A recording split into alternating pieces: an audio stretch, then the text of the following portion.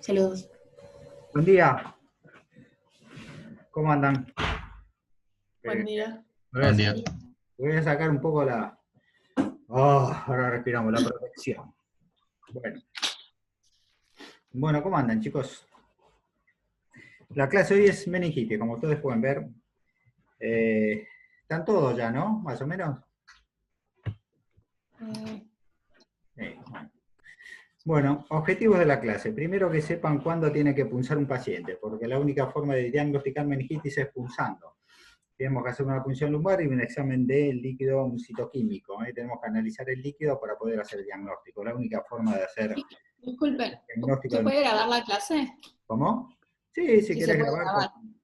Sí, grabar, no hay ningún problema. No, la tienen que... Se está grabando Ya igual, está ¿eh? grabando. Está grabando. No, Sí, sí. Grábenla, no hay problema. O sea, como le decía, tenemos que tener buena sospecha diagnóstica para punzar al paciente y para poder diagnosticarlo. Y tengan en cuenta que no hay ningún signo que sea patognomónico de meningitis. Y los síntomas son tanto más inespecíficos cuanto menor es la edad del paciente. Podemos decir que el chico cuando tiene menos de 30 días de vida y presenta fiebre y tiene algún signo neurológico, aunque sea mínimo, ese chico lo tienen que considerar un séptico hasta que se muestre lo contrario. O sea, el chico de menos de 30 días de vida, que viene con fiebre, que tiene por ahí, que se queda medio dormidito, que tiene rechazo parcial del alimento, tiene un sensorio alternante, como decimos nosotros, o sea, un chico que está muy irritable, después se queda dormido, y uno le estimula un poquito y se pone como loco, y después se queda dormido de nuevo, ese chico lo tiene que punzar. Si es un menor de 30 días, como les decía, es un séptico hasta que se demuestre lo contrario, hay que policultivarlo. Hay que hacer urocultivo, hemocultivo, placa de tórax, punción lumbar y cultivo de líquido cefalorraquídeo. Ese chico se interna en neonatología porque tiene menos de 30 días de vida y se le ponen antibióticos de amplio espectro. Más allá de los 30 días, el chico pasa a ser un lactante y los síntomas son totalmente inespecíficos. Este chico ya tenemos que ir buscándole foco, sobre todo a partir del tercer mes, ya tenemos que empezar a buscar foco, y uno de los posibles focos es que sea una alteración en el sistema nervioso central, que es una meningitis. Y como les decía, los síntomas son totalmente inespecíficos. Por ahí la fiebre es el único síntoma, junto con un chico que tiene rechazo parcial del alimento, que está llorón, que tiene un sensorio, como les decía, alternante. Ese chico, yo tengo la obligación de pensar que tiene una meningitis y ese chico lo tengo que punzar. ¿Está bien? A ver si puedo pasar esto.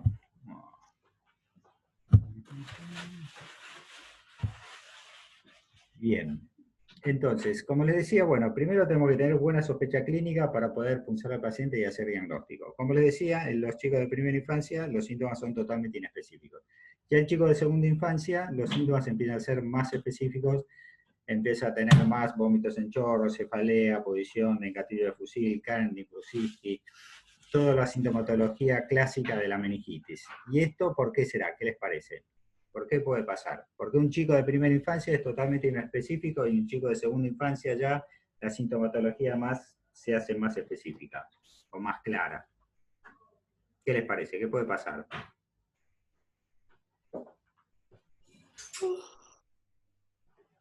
¿Hola? ¿Están ahí, no? ¿Qué tiene el chico de segunda infancia o qué no tiene el chico de primera infancia? Chico de primera infancia, recuerden, tiene las suturas que están abiertas y tiene la fontanela, lo que permite al cráneo ir creciendo. Entonces, como tiene fontanela y las suturas se pueden diastazar, es como que compensa la hipertensión endocraniana. Entonces, los síntomas son totalmente inespecíficos. Este es un dato importante a tener en cuenta porque yo sé que un chico de primera infancia, como compensa la hipertensión endocraniana, lo voy a punzar siempre sin temor a que se enclave. O sea, no le tengo que hacer una tomografía, no le tengo que hacer nada. Yo, primera infancia que viene con fiebre, soy alternante, rechazo parcial del alimento, yo lo puse tranquilo, porque sé que ese chico se va a enclavar porque compensa la hipertensión endocraniana. Y como compensa la hipertensión endocraniana, tiene síntomas totalmente inespecíficos. El chico de segunda infancia empieza a cerrar las suturas, a partir de 18 meses, cuando se cierra, se empiezan a cerrar, toda la caja craneana queda sellada, entonces un pequeño aumento de volumen produce un gran aumento de presión, entonces aparecen todas las sintomatologías características de la meningitis. Empieza con vómitos en chorro, Kernin, Brusicki, posición gatillo de fusil, vómitos en chorro. ¿Por qué? Porque la caja craneana está cerrada y ese chico no puede compensar la hipertensión endocraniana. Entonces, en la segunda infancia es importante ver si el chico es un chico que viene con Kern, Brusinski, con toda la sintomatología bien clásica de meningitis. Yo tengo que pensar si ese chico lo puede punzar o no lo puede punzar. Entonces, ¿qué hago? Si estoy en un servicio que puedo hacer imágenes, hago una tomografía, hago una resonancia, y si estoy en un servicio que no puedo hacer imágenes, o estoy solo con mi alma en una guardia, ¿qué le puedo hacer? Le hago un fondo de ojos. Tomo el farmacopio, busco la pupila, busco un vaso. Cuando encuentro un vaso lo sigo hacia la zona nasal y voy a ver todos los vasos que confluyen en la papila, que tiene bordes netos, una imagen muy linda, que ustedes lo tienen que aprender a hacer prácticamente solos. Yo siempre os digo, cuando van a revisar un chico de segunda infancia que viene por cualquier otro motivo, conviene hacer un fondo de ojos. Al número 20 más o menos van a encontrar un vaso, van a seguir ese vaso y van a encontrar la papila. Entonces, cuando ustedes recuerdan esa imagen que encontraron esa vez, cualquier imagen que no concuerda con esa, que tiene los bordes medio festoneados, medio borrosos, medio, no les digo si es más algodonoso, ustedes dicen, bueno, este chico tiene hipertensión endocraniana, este chico no lo puedo punzar. Ese chico hace un tratamiento empírico inicial y después lo revaluamos. Pero sepan, todo esto va a que la sintomatología es totalmente inespecífica, sobre todo en chicos de primera infancia. Como ustedes saben, las meningitis las podemos dividir en dos grandes grupos, meningitis asépticas y meningitis bacterianas. Las meningitis asépticas, prácticamente el 90% de los casos son meningitis virales. Si bien algunas drogas por infiltración leucémica se puede afectar también el sistema nervioso central por algunas drogas, vamos a referirnos solo a las virales. Se calcula más o menos en aquellos países que tienen buenas estadísticas, hay 7.000, 10.000 casos por año. Los virus que las producen los podemos dividir en virus comunes, poco comunes y virus más raros. Los comunes son los enterovirus, arbovirus y el virus de la papera. Poco comunes, como ustedes ven, el herpes 2, 6, VIH, coriomeningitis linfocitaria. Raros, herpes 1, citomegalovirus, Epstein-Barr y el virus del sarampión. Antiguamente no identificábamos ningún germen, había que hacer línea de cultivo de tejidos para poder identificar los virus, era muy engorroso, pero actualmente con la reacción de PCR identificamos el 75% de los casos. Siempre que pensamos que el chico tiene una meningitis viral, hacemos PCR en líquido cefalorraquídeo para enterovirus y para herpes. Y de esa manera podemos identificar el 75% de los virus que están presentes en este tipo de meningitis. Y se calcula que esos 7.000, 10.000 casos por año que hay son el 10% de los casos totales. Esto es así porque las meningitis virales, y sobre todo en chicos de segunda infancia, los síntomas que producen son bastante inespecíficos. Sobre todo lo más importante es la cefalea. Es un chico que viene con cefalea importante, pero es una cefalea pertinaz. El chico no es que tiene una cefalea así moderada, que le permite hacer la actividad normal. Es una cefalea muy importante, que a veces lo despierta a la noche, que tiene que dejar de hacer las actividades normales, realmente se le parte la cabeza. En ese chico, yo digo, bueno, este chico viene con fiebre, viene con cefalea intensa. Por lo general, meningitis virales no producen Kern ni Brusinski, todos los síntomas clásicos de la meningitis bacteriana. Lo más característico es la cefalea, pero es una cefalea muy importante, una cefalea que nos llama la atención. Entonces, el chico lo voy a punzar. Se calcula que estos 7.000, 10.000 casos anuales son el 10% de los casos que se producen por año. ¿Por qué? Porque a veces son tomados como un síndrome gripal, como un chico que viene con fiebre, bueno, que le dolía un poco la cabeza, y si uno no está atento y no va a punzar, no hace diagnóstico. Por eso se calcula que los 7.000, 10.000 casos anuales son solamente el 10% de los casos totales que hay en el año. Y por lo generalmente son producidos por enterovirus que se contagian por vía fecal oral, por la gotita de saliva, no son inactivados por el pH gástrico, pasan al intestino, son captados por el enterocito, después de ahí van al sistema retículo endotelial, se reproducen, después se produce una segunda viremia y llegada al sistema nervioso central. Por eso entre los primeros síntomas y los síntomas de la meningitis pasa más o menos una semana.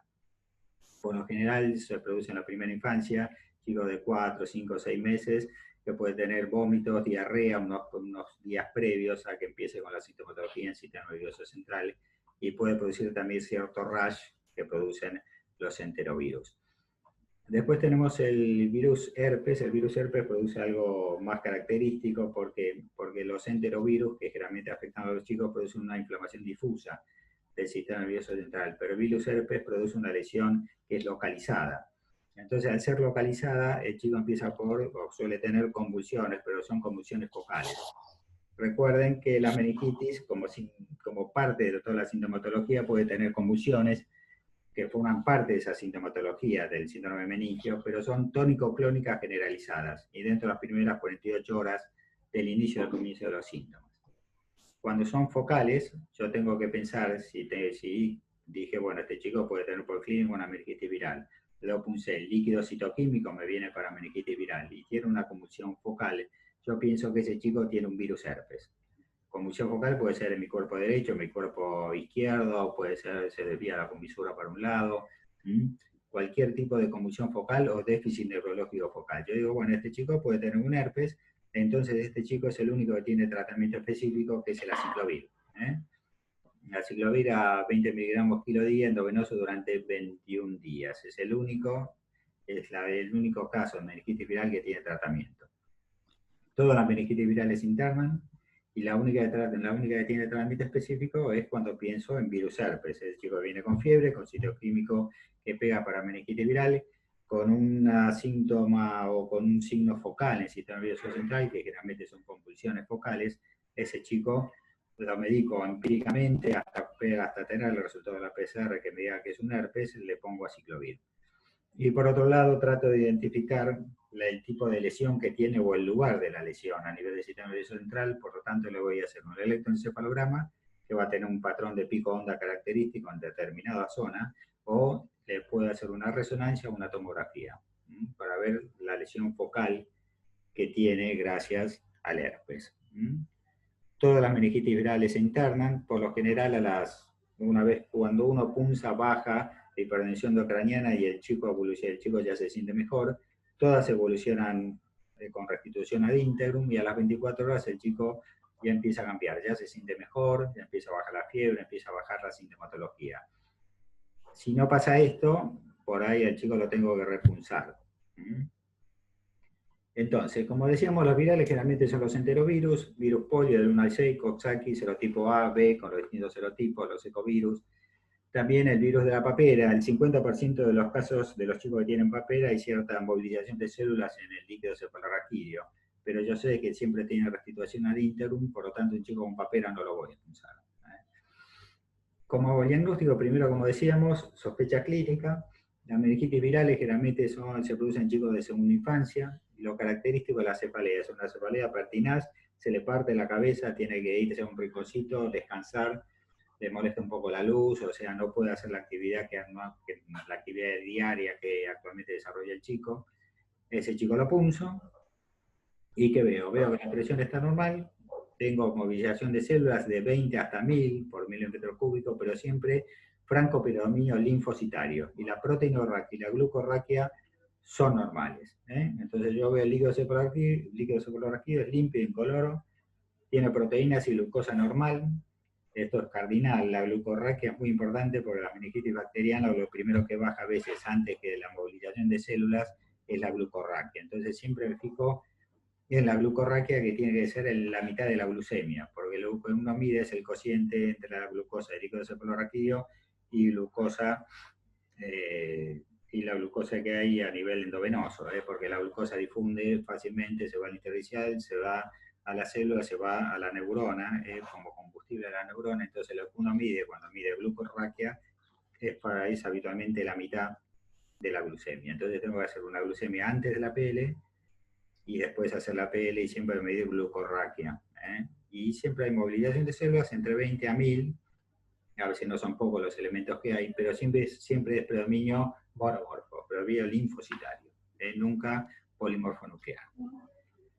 ¿Bien? Entonces, sí, diga. ¿Alguna pregunta? ¿Alguien iba a decir algo? Creo que a alguien se le prendió el micrófono, por eso. Pregunten, si quieren preguntar, preguntan, interrumpen, no hay drama, No nos vemos, pero estamos... Sí. Yo tengo una consulta. ¿Puede ser que la proteinorraquia esté un poco aumentada en una meningitis viral? Por lo general era normal, ¿viste? Proteinorraquia y glucorraquia normal. Lo que tenemos es movilización de células. Sí. puede ser un poquito aumentada, pero si tenés la proteinorraquia un poco aumentada, siempre te vas a ubicar la glucorraquia. Si la glucorraquia es normal, bueno, te quedas tranquilo, decís es viral. Las meningitis virales se internan todas, se hace una sola punción, que es punción diagnóstica, no se vuelve a repunzar al paciente, no se lo punza a las 48 horas, no se punza al alta. Antes punzábamos a cada rato, después se vio que no hacía falta, que no tiene ningún sentido.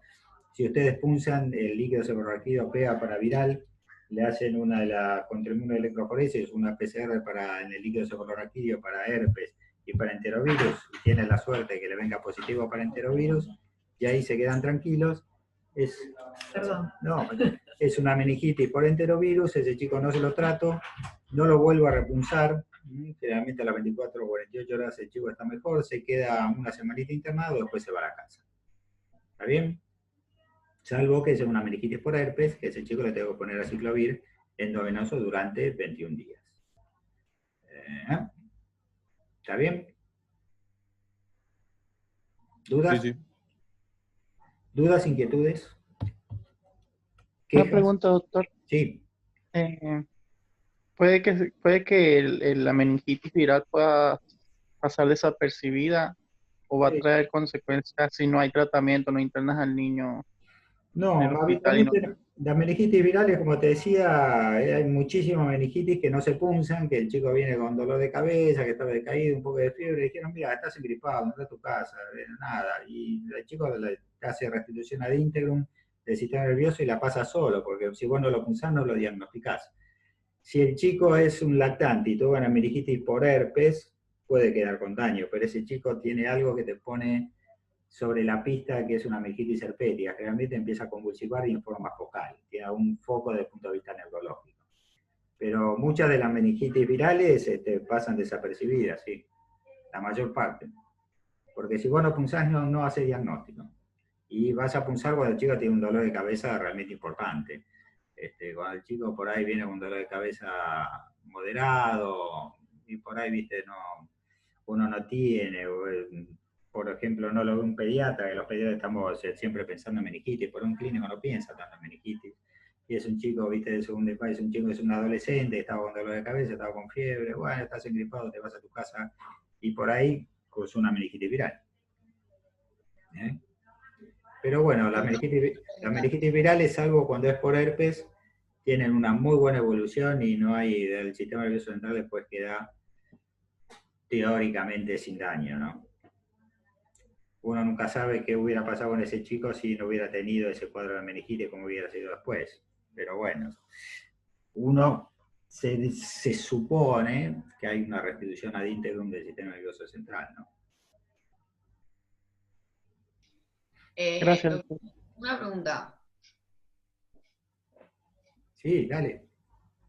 Si el paciente es mayor de 30 días, ¿le hago para ver el riesgo de enclavarse? No, si es un lactante, no. Por eso le decía, como el chico, el lactante tiene La fontanela. Claro, Okay. tiene la fontanela abierta y tiene todas las suturas que se pueden diastazar. Eso permite que el cráneo crezca y permite compensar la hipertensión endocraniana. Entonces, todo chico de primera infancia, menor de 2 años, lo punzás tranquila porque sabe que no va a pasar nada. No va a pasar nada desde el punto de vista de un enclavamiento que se complique desde ese punto de vista.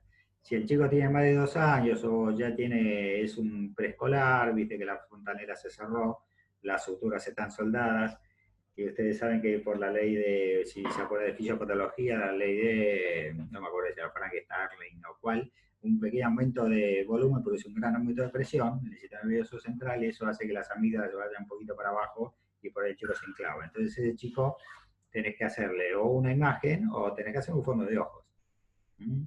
Con hacer un fondo de ojos ya está. Pero claro, tiene que saber hacer el fondo de ojos porque por lo general no tiene un oftalmólogo al lado o un tomógrafo al lado. Entonces ustedes tienen que tener el fondo de ojos, tienen que tener oftalmoscopio bolsillo, que habitualmente no está. Y si no está, no lo hacemos, y si no lo hacemos, no aprendemos. Y después cuando lo necesitamos, ¿qué hago? ¿Lo punzo o no lo punzo?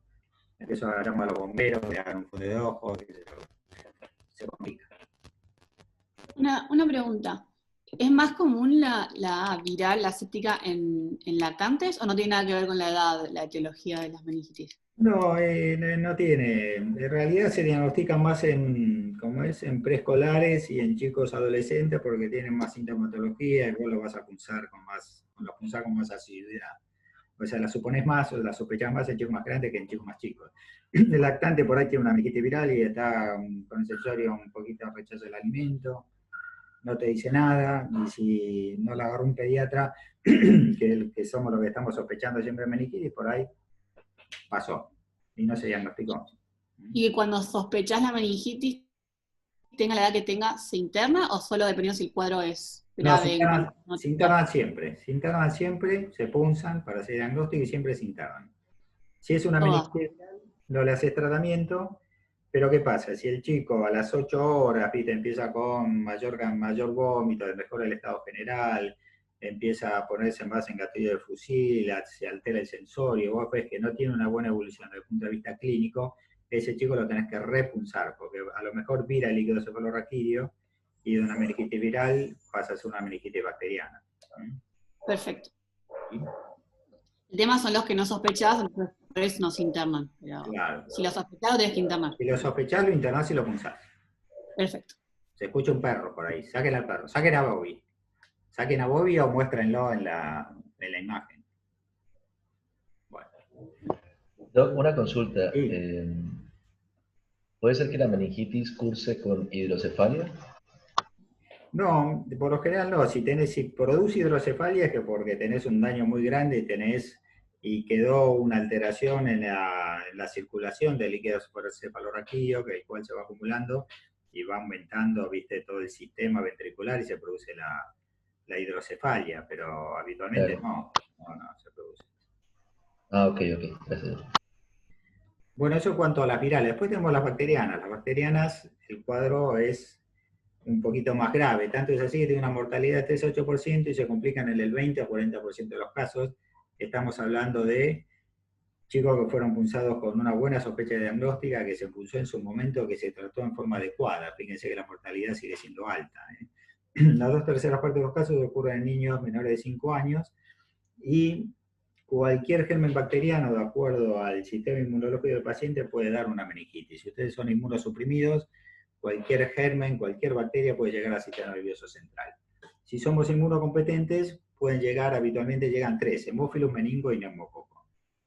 Esto estaba bajando mucho la incidencia de meningitis bacteriana gracias a la vacunación. Desde que estamos vacunando con la pentavalente que cubre el hemófilo, que ya se vacuna hace más de 10 años, prácticamente no estamos viendo meningitis por hemófilos. Prácticamente está ya desaparecida la meningitis por hemófilos. Se supone con todo esto de la pandemia que disminuyó mucho la vacunación, está aumentando la población susceptible y se calcula que el año que viene, dentro de un tiempito, vamos a empezar a ver cosas que no veíamos, como por ejemplo meningitis por hemófilos, porque los chicos no se están vacunando. Pero si los chicos están bien vacunados, con un porcentaje de cobertura de vacuna de la población, como teníamos antes de la pandemia, la meningitis por hemófilo prácticamente está desapareciendo. No le digo que desapareció porque si la familia no vacuna al hijo, no vacuna a sus hijos porque tienen una tendencia antivacuna o porque tienen una creencia que ellos no van a vacunar a sus hijos o quieren hacer una vida natural en medio del campo y no se vacunan, estos chicos tienen altas probabilidades de desarrollar meningitis por hemófilos. Si está bien vacunado, prácticamente no lo estamos viendo en población que tiene cobertura de vacuna. El hemófilos es importante, tenemos que hacer cuando hay diagnóstico de meningitis por hemófilos, es un germen invasivo, es un germen capsulado que produce gran daño, tanto es así que cuando tenemos un caso índice de meningitis bacteriana, vamos a hacer profilaxis para cubrir en los contactos el hemófilos. Está visto que el chico de guardería tiene un riesgo de infección 3 a 5 veces mayor que la población general, y los contactos con el caso índice, el riesgo aumenta 600 veces. Por eso hacemos siempre profilaxis cuando tenemos meningitis bacteriana con los contactos íntimos. Pero como les decía, está prácticamente desapareciendo gracias a la vacunación. Ahora con lo que pasó con esta pandemia, bendita pandemia, calculamos que dentro de unos meses vamos a empezar a ver algunos casos porque el porcentaje de vacuna que tienen los chicos está bajando bastante. Después tenemos el meningococo. el meningococo, el problema es la rapidez de la evolución. Hay que tener en cuenta, por otro lado, que el 6% de la población está colonizada. Si ustedes van en un colectivo, por 1 o 2 personas tienen meningococo en la garganta, está tosiendo, está hablando, está esparciendo el meningococo y se lo pueden pasar a un chico. Es un problema en cuanto a la rapidez de la evolución. O sea, el meningococo se transmite siempre por saliva, se disemina rápidamente y en 24 horas puede llegar al sistema nervioso central. Y son chicos que tienen una evolución muy rápida. Lo primero que aparecen son petequias. Siempre hay que revisar al chico desnudito y buscar las petequias, pequeños puntos de 1 a 3 milímetros de diámetro que no desaparecen a la vitropresión, que son rojos, eritematosos. Estas manchas se llaman petequias. Si yo tengo un chico con fiebre, con petequias, con un rechazo del alimento, un sensorio medio alternante, digo, este chico está haciendo una meningococcemia, lo tengo que policultivar y lo tengo que punzar. Y después tenemos el hemococo que también produce meningitis, produce gran daño a nivel del sistema nervioso central. Ahora, gracias a que estamos vacunando con la vacuna, con la Prevenar, hace unos años se está disminuyendo muchísimo. Prácticamente no vemos meningitis por hemococo gracias a la vacunación. Pero también está bajando el porcentaje de población vacunada y suponemos que vamos a tener algunos casos el año que viene o dentro de unos meses. Vamos a ver, esperemos que no. Pero si con el porcentaje de población que teníamos cubierto con la vacuna, con la Prevenar, prácticamente estaba desapareciendo el neumococo, prácticamente con la pentavalente estaba desapareciendo el Haemophilus, y el meningococo se empezó a vacunar hace unos años con Menveo, con la vacuna Menveo, que cubre el meningococo del A, el C, el W135, que son los serotipos que están aumentando mucho, sobre todo el del W135, con lo cual tenemos un gran porcentaje de la población cubierta, pero el problema es que en nuestro país está el serotipo B, el meningococo B es un meningococo que no está cubierto por la Menveo. Hay una vacuna ahora que salió que es la VEX0, que se puede administrar a partir del 13º mes, pueden dar la VEX0, que no está en calendario oficial, es la única que no está en calendario oficial. En nuestro país el calendario oficial de vacunas que hay para los chicos es extraordinario, salvo por esta, que es una vacuna de operación nueva, que es la VEX0, se dan 2 dosis a partir del 13º mes. Es una vacuna que sale $100 la dosis y su paciente en particular la puede comprar, se la pueden aplicar. Pero prácticamente la meningitis bacteriana, gracias a la vacunación, no estamos viendo tanta meningitis. Igual vamos a ver qué pasa en unos meses, como les digo, ¿no? Tengan en cuenta que ningún signo es patognomónico de meningitis bacteriana. Tanto es así que la fiebre a veces en la mitad de los casos está presente en el comienzo de los síntomas y a veces no. Recuerden que en los neonatos los síntomas son totalmente inespecíficos. Todo neonato, todo chico de menos de 30 días que viene con fiebre es un séptico hasta que se demuestre lo contrario. Tengo que policultivar, tengo que hacer punción lumbar. Después en los lactantes ya se empieza a focalizar un poco más la sintomatología, siempre es totalmente inespecífico, tanto es así que a veces lo cardinal es la irritabilidad, es el sensorio alternante. Es ese chico que tiene rechazo parcial del alimento, que se pone irritable, se pone como loco, después empieza a deprimir el sensorio, yo lo estimulo un poco, llora y después se queda. Todos esos síntomas son totalmente inespecíficos, pero ahí siempre tiene que prendérsele la lamparita que puede ser una meningitis. Después en los chicos más grandes, la sintomatología es mucho más clásica, como decíamos, cuando se cierra la fontanela, se cierran las suturas, aumenta mucho la hipertensión intracraniana, entonces la sintomatología es mucho más clara. Y recuerden que siempre que tengan una lesión en piel, tienen que pensar en meningococo. Si tengo petequias, tengo fiebre, tengo cefalea intensa, pienso que es una meningitis, y tengo petequias, pienso en meningococo, ese chico lo policultivo, le pongo esa extracción y después me pongo a charlar con la madre porque es una urgencia infectológica. Tengo que actuar muy rápido, lo más rápido posible. Bueno, en cuanto a la etiología, como decíamos, cualquier germen bacteriano puede producir una meningitis, dependiendo un poco del sistema inmunológico, pero en inmunocompetentes, de los chicos de 1 a 5 años, hablamos de meningococo en Haemophilus, y más de 5 años ya desaparece el Haemophilus, tengo el estreptococo y tengo el meningococo.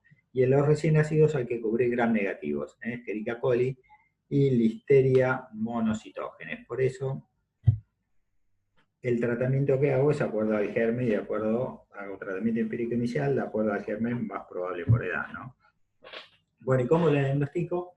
Lo diagnostico primero por sospecha diagnóstica, recuerden siempre, chico de primera infancia, chico que está irritable, que está con fiebre, con sueño alternante, rechazo parcial del alimento, ese chico puede ser una meningitis y lo tengo que punzar. Chico de segunda infancia que ya aclara más el diagnóstico, aclara más los síntomas y los signos, tengo vómitos, el chico se pone en posición de gatillo de fusil, tengo Kernin, Brusinski, cefalea intensa, ese chico también lo voy a punzar. ¿Y qué hago con el líquido cefalorraquídeo? Hago un estudio citoquímico para determinar si es viral o bacteriana y un estudio microbiológico para determinar germen. Siempre tengo sospecha de diagnóstico, punzo, salvo que esté contraindicada la punción. ¿Y cuándo está contraindicada? Cuando el chico está en fallo cardiorrespiratorio, cuando tiene una hipotensión endocraniana tan importante que yo pienso que se pueden clavar, cuando es el chico que pienso una meningitis bacteriana que tiene sintomatología muy florida de meningitis, que yo le hago una tomografía y tiene cierto edema cerebral o un fondo de ojos que no me gusta, está un poco borrada la papila, ese chico lo trato en forma empírica y no lo punzo. Pero salvo que el chico esté en fallo cardiorrespiratorio, tengo una hipotensión endocraniana importante, tengo una coagulopatía o tengo una infección en la piel, coagulopatía porque si lo punzo sangre, o una infección en la piel, en la zona de la punción, todo el resto de los pacientes los tengo que punzar. ¿Qué hago con el líquido cefalorraquídeo? Hago un citoquímico y microbiológico. En cuanto al citoquímico, ¿qué me voy a fijar? Voy a fijar en la celularidad, proteinorraquia y glucorraquia. La celularidad va disminuyendo a medida que el chico crece. En chicos neonatos puede ser normal hasta 30 células por milímetro cúbico, el 60% de estas células pueden ser polimorfos. Cuando llega al mes de vida bajan a 10 y más allá del mes de vida 6 por milímetro cúbico para toda la vida. A partir del mes de vida, lo normal es hasta 6 elementos por milímetro cúbico.